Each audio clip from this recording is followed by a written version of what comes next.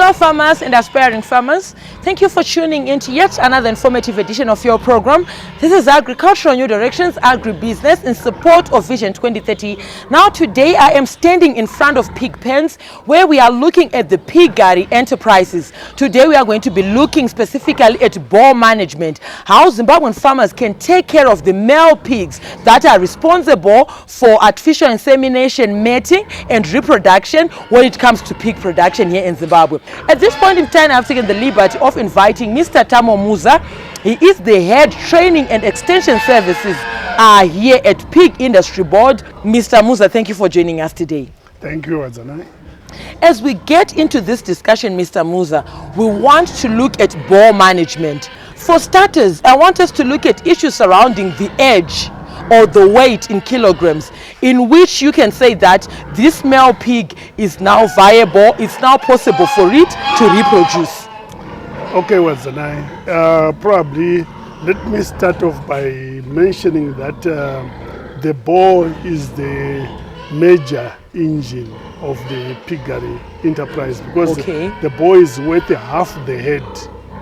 Whatever number that we are talking about, the boar is worth half that number. And simply because it's the father of every pig or every porker that we will be marketing.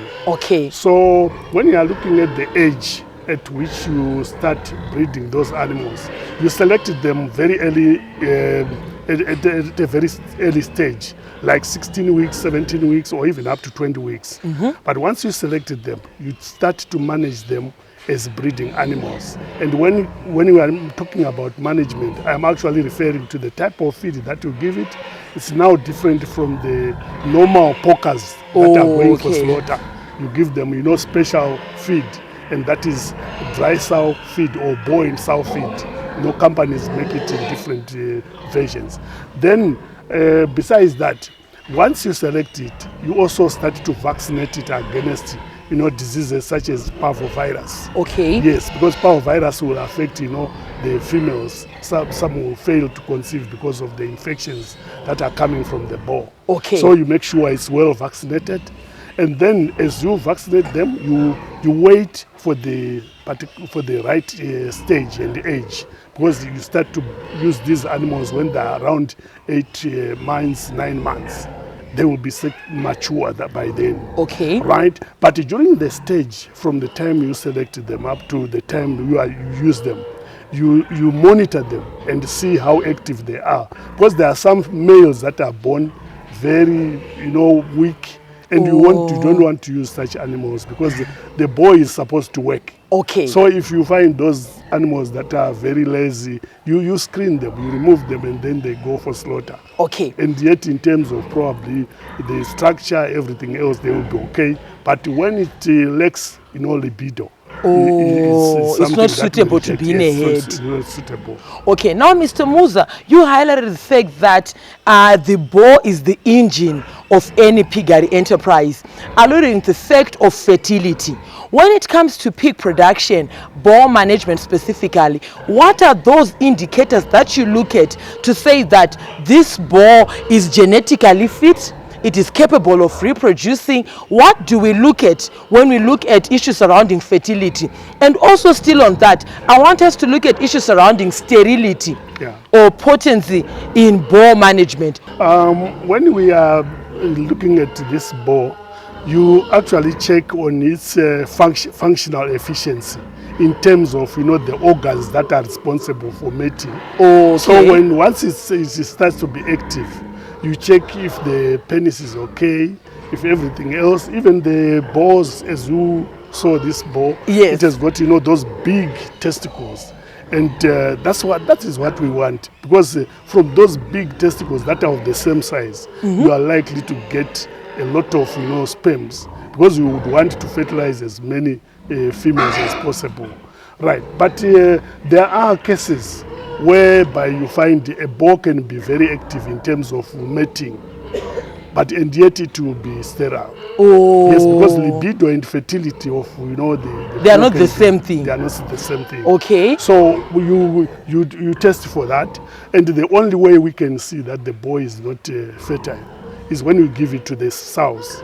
right? Come time for, you know, your check returns, because after 18 to 24 days you have to check if the females have conceived. Okay. So if they fail to conceive, you then look at the cause, whether it's the cause, whether it's the female or the male. But if it's consistent with the boar, say this boar services about 5 sows, and you find all of them return on heat, it means the boar has got, you know, that effect. Oh, so it's okay. faulty. So you need to remove that boar from your breeding head. Okay. But if you find the boar services, say 5 sows, and 4 of them conceive, and then the other one doesn't, so you are likely to blame the sow and not the boar. So there are so many ways of measuring how good the boar is in terms of mating. For a sterile boar, are there any ways, any chemicals maybe that can be used to maybe curb the risks that come with infertility, or to correct that anomaly that might be on the boar? Are there any medicines, any chemicals that you can incorporate to ensure that you correct the sterility? With humans, people believe in anything. Yes. But animals, we don't. Once we find that it's sterile, we just remove it from the breeding. It's going we to don't meat want for meat. To do any gambling. So we just take it for meat. Okay. Yes, because there is no chemical that can be used. Okay, thank you so much, Mr. Musa, for such a detailed presentation on boar fertility and ways in which we can ensure that our herd is protected and it is also reproducing. On that note, viewers, have come to the end of the first segment. We're going to go on a short commercial break. We'll be right back with this and more in the second segment. Stay tuned.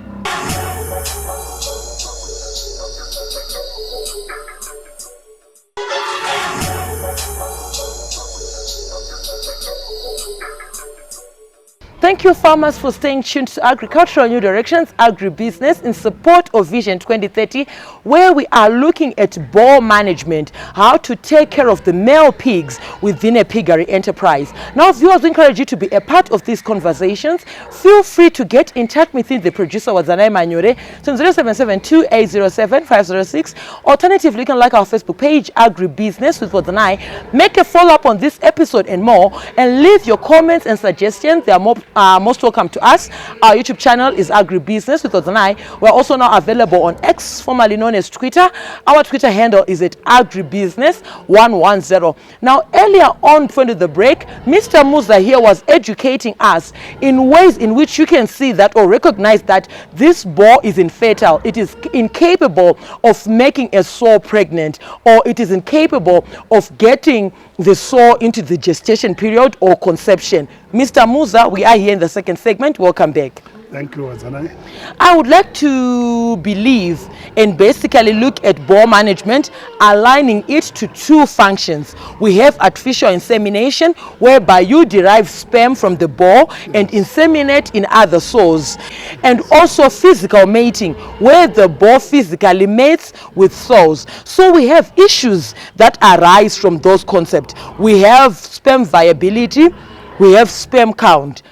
What are your sentiments when it comes to that? The significance of these 2 cornerstones that I've raised, sperm viability and sperm count. Yeah, the issue is with the natural mating, we don't do a sperm count per se, Okay. or even to test, you know, the motility or morphology of the sperms, like we do in the artificial insemination, whereby we actually use a microscope to work to see those things and see if they are viable, see the morphology, motility, everything like that. So we don't do it with natural mating. Okay. So that's why you find, you know, people, a lot of commercial farmers, they prefer artificial insemination because they really know what is in the sachet. Okay. Because you actually do the sperm count, everything, and the viability of the sperm is well determined, as opposed to the natural mating. So the natural mating, we only realize that the boar is not all that good when you get the progeny. the litter size that okay. you'll be getting will actually tell you whether the boar is a good one or not. But with artificial insemination, you can determine that before you even introduce sperms to the sow. Okay. So it's very easy with artificial insemination. When it comes to the lifespan of the boar, at what period would you say iri boar reaper peak? What are we looking at in terms of age, also in terms of weight? Yeah, what Zanai is really trick with the boar, I can say generally it's up to 4 years natural mating, but with artificial insemination, we would like to remove them earlier than that, because as they grow older, you find that the piglets that are going to be born to that boar, they are going to have probably a slow growth. Okay. And probably even in terms of disease resistance, you find that they are not as good as they'll be weak. The young boar. Yes, they will be weak. Okay. So you don't want that to happen, especially where you tape semen and you package it like we do here and sell it to the other farmers. Okay. We don't want those farmers to tell us that your semen is bringing out these negative results. It's not we good want quality. It to be always super. Okay. So you remove the artificial insemination boars earlier than these ones. But these ones, as a farmer, you can actually take them up to even 4 years. What you have just highlighted, Mr. Musa, has led me to the next pertinent question that I would like us to look at. Training the boar to mount. I understand that you take them as porkers, you have done your selection, you have seen it or deemed it fit to reproduce. You spoke of teaching off camera, you spoke of teaching the boar how to mount a sow. For starters, how is it done? What is the significance of taking the boar through tutorials on how to mount a sow? Yeah, because at the end of the day, we want that boy to work. So you need to make sure he does his job. So what actually happens is, as soon as we select these boars, you don't just separate them from the rest of the other boars. You leave them together, and then as they stay together, they just behave like, they want to mount, and they start mounting each other as boars. Or as practicing. And yes, when you see those that are very active, which are eager to do the exercise, then those are the ones that you target. And then once you take that, come time for mating, which is about 8 to 9 months, you then introduce it to the gilt. But the way you introduce it to the gilt, you make sure the environment is just conducive. Because if you take it on a slippery floor or too rough a floor, it gets injured. And once it gets injured, it would actually think that is the female that is causing that damage. And it becomes hostile. Yes. So you don't want that to happen. So you make sure the environment, the ground is just good. If your floors are not good enough, it's better to remove them from the pen and then use the outside area where is grass and maybe there is lawn there, so that it has good grip. And even the female, you don't want it to get injured during the process. So you need to protect it both so that they enjoy this business, because they must feel they must do it whenever you introduce them to the boar or the sow or the boar to the sow. Thank you so much, Mr. Musa. On that note, we also have come to the end of the second segment. We're going to go on a short commercial break. We'll be right back with this and more in the third and final segment. Stay tuned.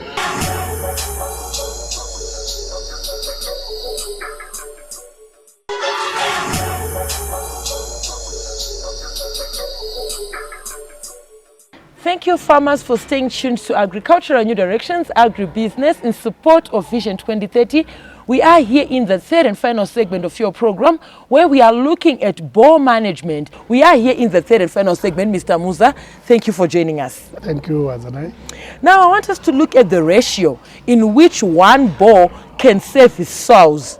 One boar, how many sows can each boar service? Because at times, at the end of the day, our Zimbabwean farmers, for them to be viable and profitable in their venture, they need to understand the economies and diseconomies of scale. Yes, Wadanai, we realize that we have a lot of small-scale farmers, and most of them have got sows that are below 10. But once you have such numbers that are below 10, and you want to also keep a boar, it becomes very expensive. It doesn't make any economic sense because one boar can do up to 15 females. So that from those females, each one of them will give you 2 liters per year. Okay. So that you are assured of getting at least 20 pigs per sow per year. Okay. So you multiply 20 by 15. So if that boar is going to give you 300 pigs, then you are making business. Yes. But anything below that, it means now your costs of maintaining the boar are now very high.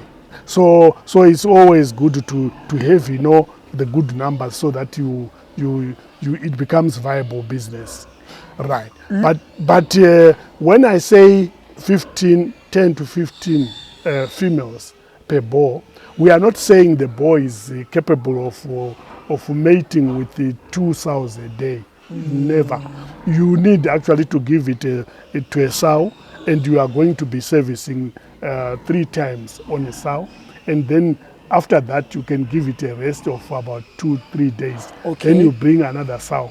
So if once you just do one sow after another without making it rest, then you are compromising on the quality of the sperms. Because they need to be given enough time to mature before you can do another service.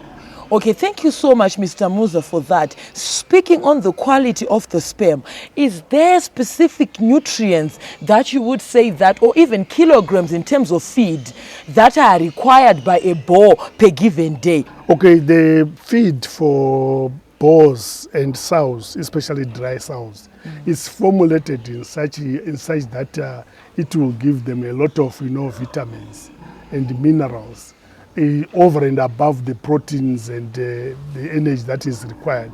So you make sure the vitamins are correct, because normally the key component in the formation of sperms or even ova in the females is your vitamin E. So if you lack those vitamins and also the minerals, you won't achieve anything. You must make sure the diet is correct. It's all to do with the diet. Yes, that's why some farmers would prefer just to buy straight feed. But if you do that, you are buying expensive feed. It's always good to say when you are getting your concentrates, there are instructions, mixing instructions that are written on that label. So you just follow those so that you achieve the same feed formulation that is designed by the stock feed manufacturer. Okay, Yeah. Mr. Musa, I want us to look at issues surrounding investing in proper housing for your pig enterprise. Here at Pig Industry Board, we do have sections or housing that is specific for lactating sows. We do have specific housing for boars. You can tell that there is one compartment where a boar is on its own. There are compartments where we have gilts, where we have the piglets, where we have the sows in groups. Can you talk to us in terms of proper investment when it comes to housing and the importance of separating the boar from the sows? Yeah, proper housing is critical, because normally a boar likes a very good environment, because it's a very huge animal, and they are actually very susceptible to heat. You don't want to subject them to, you know, High temperatures. Once you do that, the sperm quality is reduced. It drops. The ideal space for the boar is 7 to 9 square meters. So you would find, you know, some communal farmers or even small scale farmers, they make them very, very small. And yet that compromises on the quality, because if it becomes very hot, then it affects the quality of sperms, and also subsequently the litter sizes that we are going to be getting from your sows. So you need to have it on its own, and the idea of having the boar on its own is also to manage it in terms of sperm quality, because if it services a sow right now, you need to give it another 12 hours rest, so that it starts formulating, you know, the new sperms. So because sperms need a minimum of 8 hours to mature. So if you leave it with the sow, it will just do the services every 2 hours, and yet the sperms are not mature.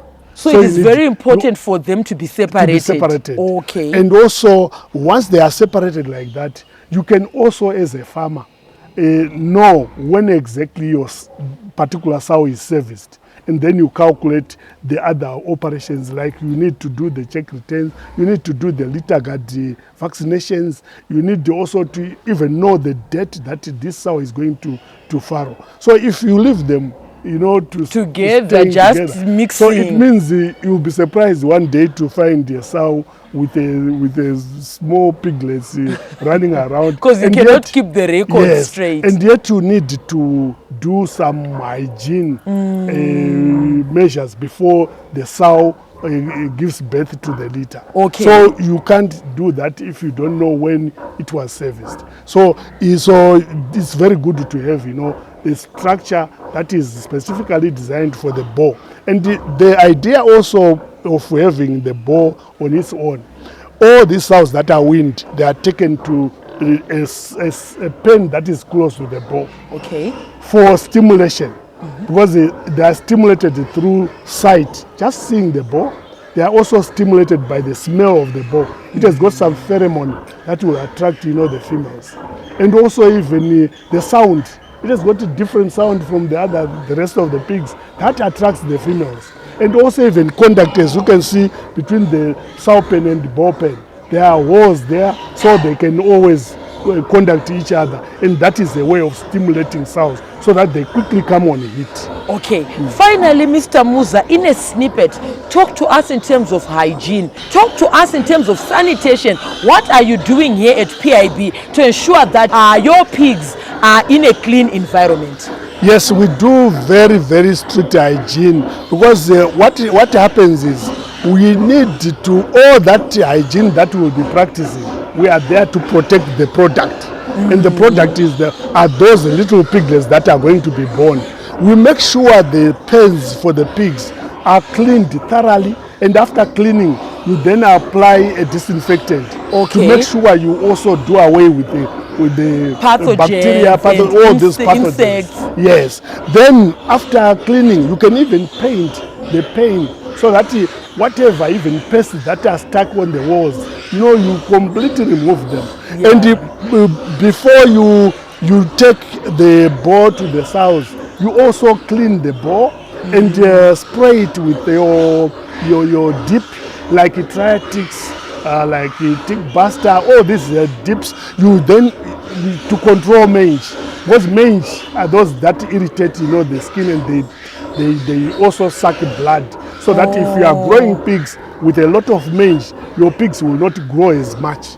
So you make sure you do that on a boar so that it will not infest the females. Okay. And the females, they are the ones that will be moving on to the farrowing pens. So they must be very clean. And for you to maintain that hygiene, you need to start with even the boar.